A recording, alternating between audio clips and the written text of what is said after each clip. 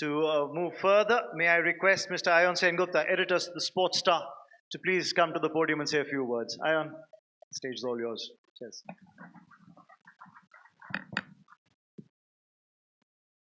Good morning, ladies and gentlemen.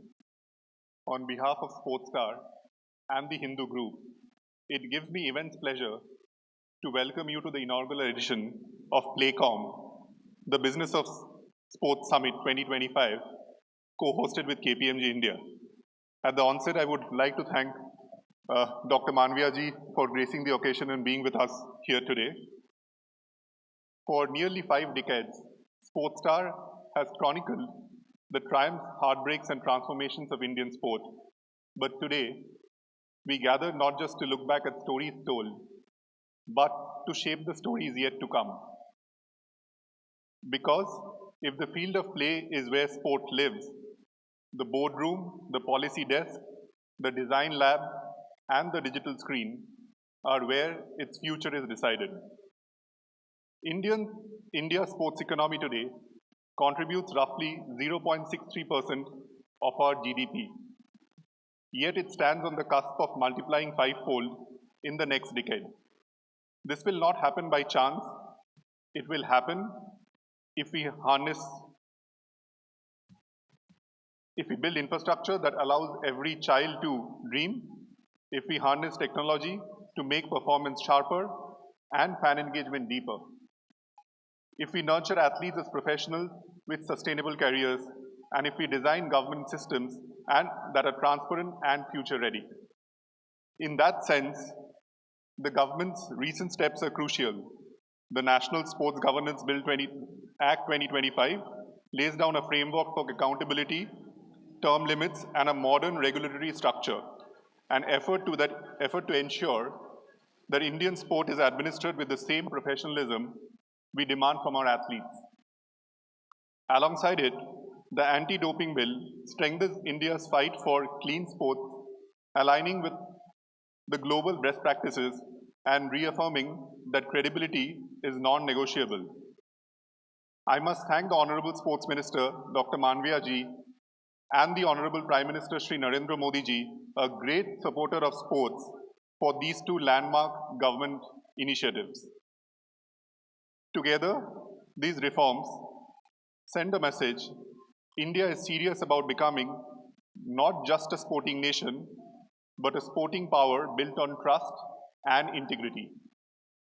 And yet, governance alone is not enough.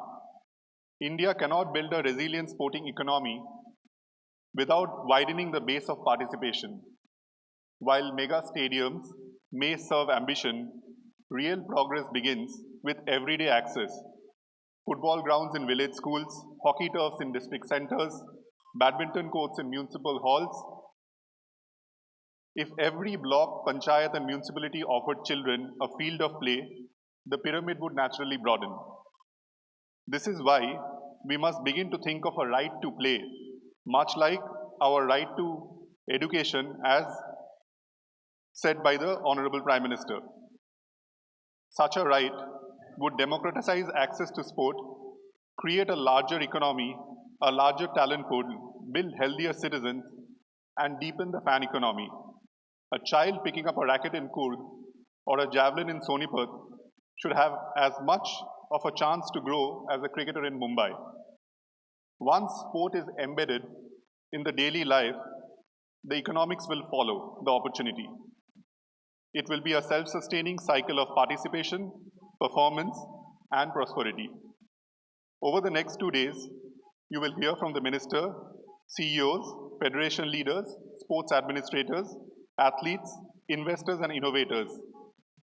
From the corridors of power to the crucibles of competition, the aim is simple: to connect the dots, to ensure that when we speak of India as a sporting nation, it is not just about the medals won, but also about the opportunities created, jobs generated, industries built, and communities inspired.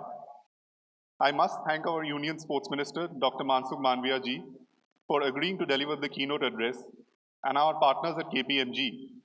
A special word of gratitude to all our distinguished speakers, sports administrators, business leaders, athletes, and entrepreneurs who have traveled from India and from the world to be here. I should also thank the Hindu group and the chairperson of the Hindu group, Dr. Lakshman, for being a pillar of strength and support to us. Most of all, I thank you, the audience, for investing your time and attention. The conversations we begin here will only matter if they ripple outward into companies, into policy, into playgrounds. Welcome to PlayCom 2025. Let the conversations begin. Thank you.